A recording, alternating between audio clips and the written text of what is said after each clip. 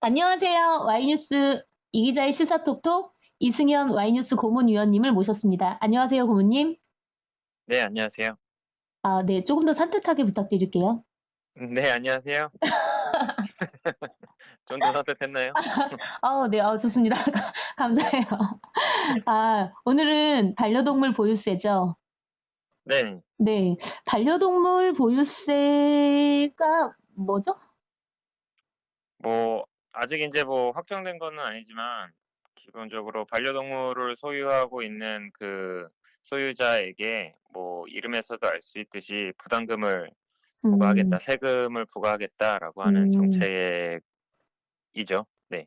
네. 그럼 선진국에서는 지금 걷고 있으신 거예요? 선진국 중에서 걷는 나라들도 있죠. 많죠. 네.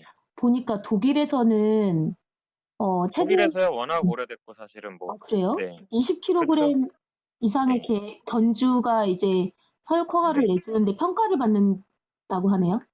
네네, 네. 그렇죠. 한마디로 그게 이제 확실히 위험할 수 있는 부분도 있고, 음, 무책임한 소유자에게서 이제 길러졌을 때에 발생할 수 있는 어떤 사회적인 부담이란 게 있기 때문에 확실한 교육과 그리고 세금 부담이라든지 이런 음, 것들을 통해서 그런 것들을 이렇게 사회화시키는 그런 이제 음.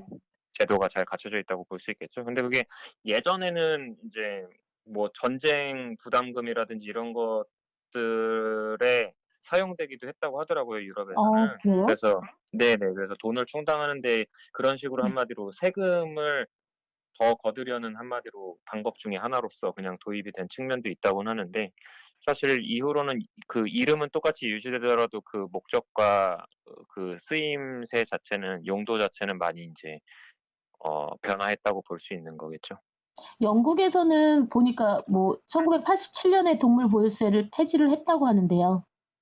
네. 저희 근데 또 최근에는 또 다시 다시? 생기네 마네하는 목소리들이 나오고 있다고 하더라고요. 어, 그러면 네. 우리나라가 네. 이런 반려동물 보유세를 논하는 시점이 적절한 거예요? 시점은 사실은 적절하지 않을 수도 있다고 보여져요. 음, 왜냐면은 취지 자체를 떠나서 방금 전에도 그 말씀을 잠깐 드렸었습니다마는 유럽에서 처음에 어 이 세금을 걷는 게 도입이 됐을 때에는 네. 기본적으로 동물 복지라든지 이런 쪽의 목적을 가지고 있었던 것이 아니라 말 그대로 세금을 더 걷기 위한 하나의 음, 수단으로 인제 쓰였던 건데, 최근에 인제 기사들 중에서는 그런 것들이 되게 많더라고요. 보니까 동물 보유세라고 하니까 인제 이 나라가 하다 인제 동물 갖는 거에 대해서도 인제 세금을 거두려고 한다. 그거 걷어 가지고 도대체 어디다 쓰려고 하냐, 인제 이런 식의 네.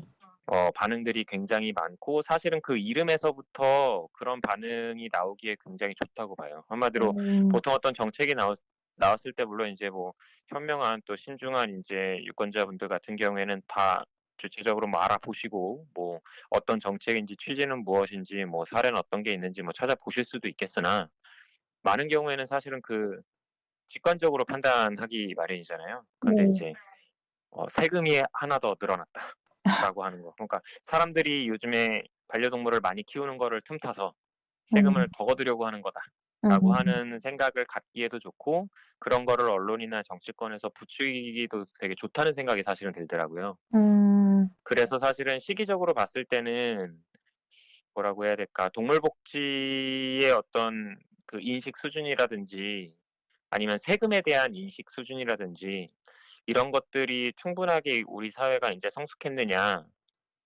놓고 봤을 때는 '쪼끔은 시기상조일까?' 하는 생각도 음. 들기는 하더라고요. 그래요? 일단은 네. 청취자분들 위해서 잠깐 배경 설명을 드리면은 이 논의가 된 게 최근에 농림수산식품부가 2020년부터 24년 동물복지 종합계획을 발표하면서 보유세 부담금, 동물복지 기금 등을 도입해서 동물보호센터와 전문기관의 설치 운영비를 활용하는 방안을 검토하겠다로 밝히면서 이제 불거진 거네요. 네, 그렇습니다. 그래서 아직 시행된 거는 아니고요. 네. 말씀해 주셨듯이 20 년에서 24 년까지 동물복지 종합계획의 한 일환으로 들어간 거기 때문에 네. 아직 인제 수기 과정 중에 있다고 봐야 될 것 같습니다.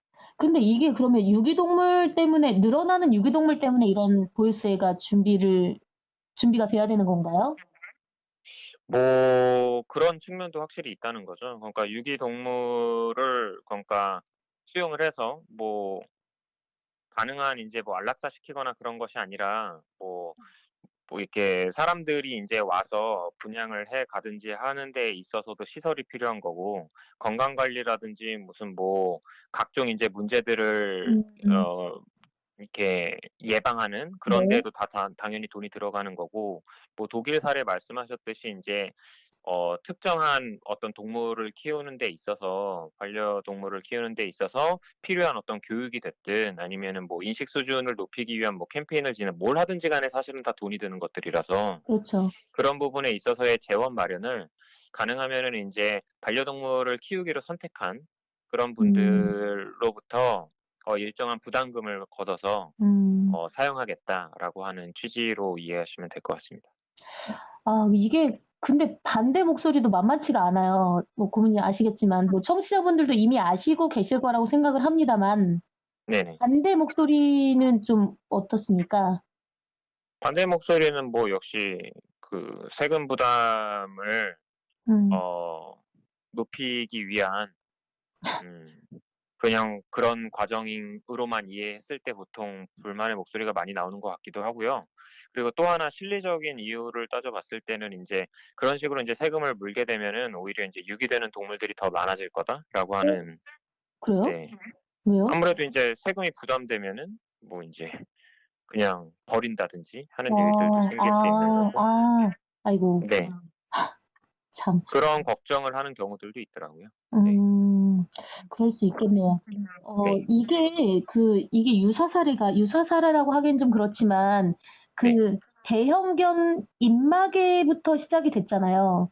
네. 이게 좀 반려동물에 대해서 좀 더 신경을 쓰고 요런 게 그러니까 물론 네. 그전에도 있었겠지만 반려동물이라는 명칭부터 그때부터 약간 시작이 됐던 것 같은데 입마개를 꼭 하고 다녀야 되고 목줄하고 다녀야 되고 어쨌든 약간 논외이긴 하지만 네. 음 반려동물이라는 그 개념 자체도 아니 명칭 자체도 사실은 전에는 애완동물로 했었는데 요즘에는 네. 반려동물이라고 하고 있잖아요, 네. 명칭도.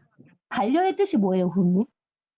뭐 말 그대로 대등한, 그러니까 입장에서 함께 생활과 시간을 공유하는 관계로 설정을 하는 거겠죠. 그러니까 애완이라고 하는 거는 가지고 뭐 희롱하다, 놀다 뭐 이런 뜻이 인제 음. 있는 건데, 네. 그거는 명확하게 주체가 설정되어 있고 대상으로서 동물이 인제 설정되는 것이고, 그때 대상화된 그 동물이라고 하는 것이 생명으로서라기보다는 하나의 어떤 즐거움을 주는 수단이나 도구 같은 의미를 더 많이 갖고 음. 있었는데, 반려동물이라고 하게 될 때에는 그러니까 종이 다른 서로 다른 존재이지만 음. 함께 인제 생활과 시간을 공유하는 그런 존재다라고 하는 측면으로 개념적인 정의가 바뀌었다고 볼 수 있겠죠.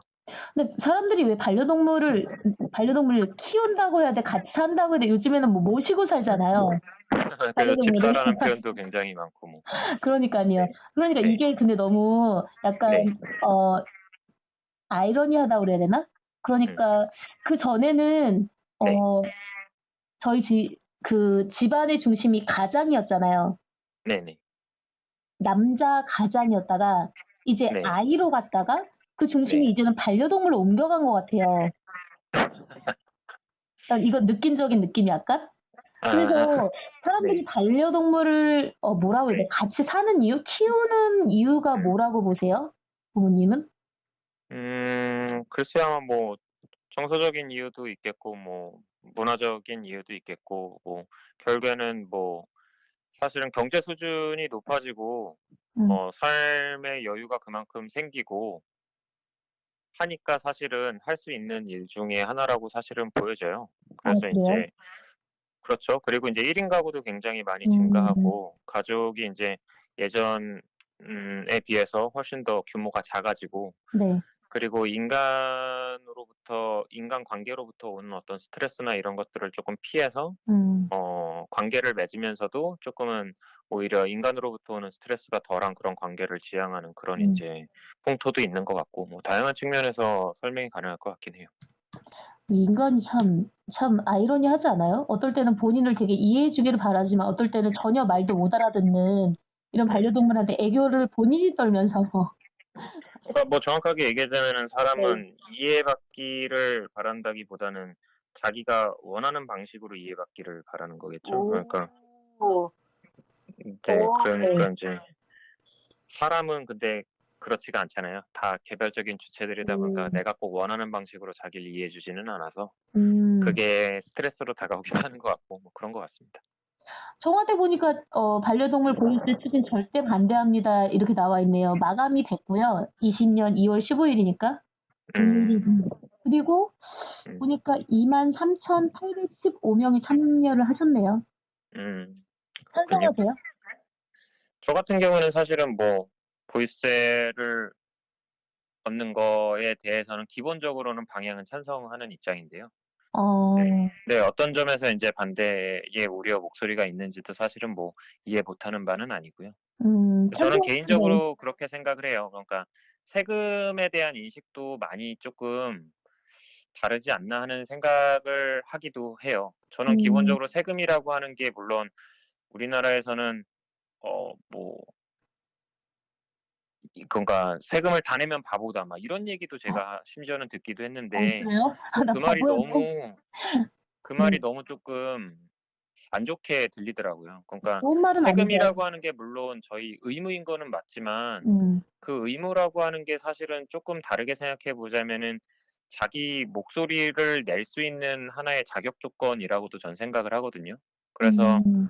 음. 반려동물을 가진 사람이 반려동물 보유세를 내게 되면은 저는 반려동물에 대한 정책이나 이런 것들에 대해서도 훨씬 더 당당하게 목소리도 내고 할 수 있는 기회가 된다고도 생각을 하고요.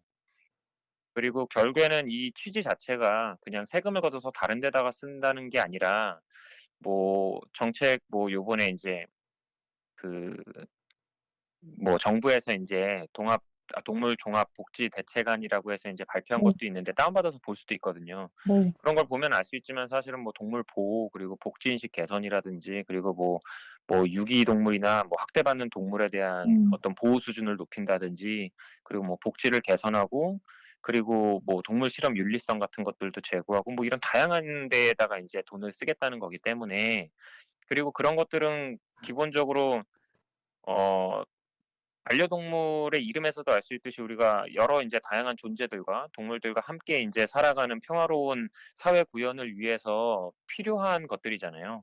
근데 음. 그런 것들이 다 어쨌든 자본주의 사회에서 돈이 드는 것이고 그런 거에다가 돈을 쓰는 게 당장 뭐 내 주머니에서 돈이 나갈 때는 아플지 모르겠지만 결국에는 돌고 돌아서 우리 사회를 윤택하게 만드는 과정에 쓰인다고 한다면은 저는 그게 다른 데로 가는 게 아니라 결국에는 우리 사회 그리고 우리 개인에게로 돌아온다는 인식이 쪼끔 더 자리 잡혔으면 좋겠다는 기대감은 있어요. 물론 인제 이렇게 얘기하면 "야 무슨 당장 먹고 살기도 빡빡한데 무슨 예예. 무슨 뭐 사회 돌고 돌아서 니한테 이익 가고 무슨 이런 소리나 하고 앉아 있냐." 이렇게 얘기하실 수도 있는데 네. 그래도 저는 이런 식의 인식 전환을 해 보고 장기적인 관점에서 생각도 해 보고 좀 더 관계 맥락 속에서 공동체적인 의식 속에서 생각해 보는 게 저는 언제나 되게 가치 있는 일이라고 생각을 하거든요.